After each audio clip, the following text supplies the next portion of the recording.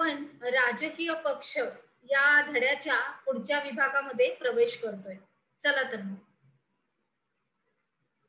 आतापर्यंत आपण सगळ्या आपल्या राजकीय पक्षांबद्दल माहिती घेतली. आता पुढे आहे प्रादेशिक पक्ष. तर विशिष्ट प्रदेशाच्या वेगळेपणाचा अभिमान बाळगणारे आणि त्यांचा विकास व्हावा म्हणून सत्तेच्या स्पर्धेत उतरणाऱ्या कशा तर स्पर्धेत उतरणाऱ्या या राजकीय गटांना प्रादेशिक पक्ष असं म्हणतात आणि त्यांचा प्रभाव हा त्या त्या प्रदेशापुरता मर्यादित असतो. मग तरी सुद्धा आपल्या प्रदेशात प्रभावी भूमिका घेऊन ते राष्ट्रीय राजकारणावर आपली छाप पाडतात. मग त्याच्यामध्ये काय होतं की प्रादेशिक पक्ष हे प्रादेशिक समस्यांनाच जास्त प्राधान्य देतात. बरोबर आहे, कारण प्रादेशिक म्हणजे त्या आपल्या त्या प्रदेशातल्याच लोकांच्या ज्या काही अडचणी असतील किंवा काही अडचणी असतील किंवा काही समस्या असतील तर त्याच ते सोडवण्याचा प्रयत्न करतात आणि त्यालाच जास्त उत्तेजन देतात, प्राधान्य देतात. मग आपल्या प्रदेशाचा विकास करण्यासाठी त्यांना केवळ अधिकाराऐवजी स्वायत्तता ही आवश्यक वाटते. अधिकार म्हणजे अधिकार नको तर स्वायत्तता हवी, म्हणजे स्वतंत्रता त्या त्या प्रदेशामध्ये त्यांना हवी असते. मग पुढे काय होतं की संघ शासनाला सहकार्य करत आपले स्वायत्ततेचे असे क्षेत्र अबाधित ठेवण्याचा प्रादेशिक पक्ष हे प्रयत्न करत असतात. मग त्याच्याबरोबरच प्रादेशिक समस्या प्रादेशिक पातळीवरच हाताळाव्यात असं तिथे एक वातावरण असं असतं. मग त्याच्यानंतर सत्ता ही त्या प्रादेशिक पक्षामध्ये व्यक्तींच्याच हातात असावी. त्याच्यानंतर प्रशासनात आणि व्यवसायामध्ये त्या त्या प्रदेशांच्या रहिवाशांना अग्रक्रम दिला जावा असा आग्रह सुद्धा प्रादेशिक पक्षांचा असतो.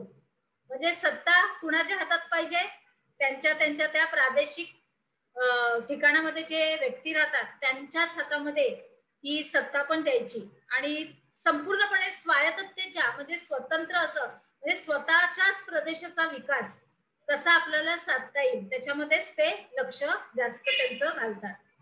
त्याच्यानंतर आता या भारतातील प्रादेशिक पक्षांचं स्वरूप कसं बदलत गेलं तर स्वातंत्र्योत्तर काळापासून भारतामध्ये प्रादेशिक पक्ष हे अस्तित्वात आहेत, पण त्यांच्या स्वरूपामध्ये आणि भूमिकेमध्ये मात्र महत्वाचे बदल झालेले दिसत आहेत आपल्याला. जसं की सुरुवातीच्या काळामध्ये प्रादेशिक अस्मितांमधून काही फुटीर चळवळी निर्माण झाल्या. आता उदाहरण दिलं ना की तुम्हाला बरोबर कळणार. स्वतंत्र खलिस्तान, द्रविड स्थान अशा मागण्यांचा हेतू आता लक्षात आलं. पंजाबमध्ये कशी ती चळवळ सुरू झाली की आम्हाला स्वतंत्र खलिस्तान, पंजाबला पवित्र शहर असा किताब द्या, अशा मागण्या सुरू झाल्या. म्हणजे आपल्या आपल्या देशांबद्दलचं हे प्रेम आहे, म्हणजे प्रादेशिक विभागामधलं हे प्रेम आहे. मग अशा मागण्यांचा हेतू संघराज्यातून बाहेर पडून स्वतंत्र देश निर्माण करण्याचा होतो. त्याची परिणामी तेच होते की आमचा विकास, आम्हाला ही मागणी हवी आहे, आम्हाला असं हवंय तसं हवंय करता करता मग ते स्वतःचं जे प्रादेशिक प्रदेश असतो त्याला ते स्वतंत्र देश निर्माण करण्याचा मध्ये रूपांतर होतं. तर मग पंजाब, तामिळनाडू, जम्मू आणि काश्मीर येथील प्रादेशिक पक्षाची उदाहरणं या संदर्भात देता येतील. म्हणजे आपण अगोदरच आता ह्याच्यामध्ये मी तुमच्याशी त्याच बाबतीत चर्चा केली. मग पुढे जाऊया की प्रादेशिक पक्षांच्या या भूमिका हळूहळू बदलायला लागतात. बघा कसं आता फरक होत चाललाय. मग स्वतंत्र राज्यांच्या मागणीच्या ऐवजी त्यांना अधिक स्वायत्तता मिळावी म्हणून प्रयत्न सुरू करतात हे लोक. आणि मग प्रादेशिक पक्षांच्या विकासातला हा दुसरा टप्पा आहे. मग या टप्प्याची सुरुवात साधारणार्थ 1990च्या नंतर झाली.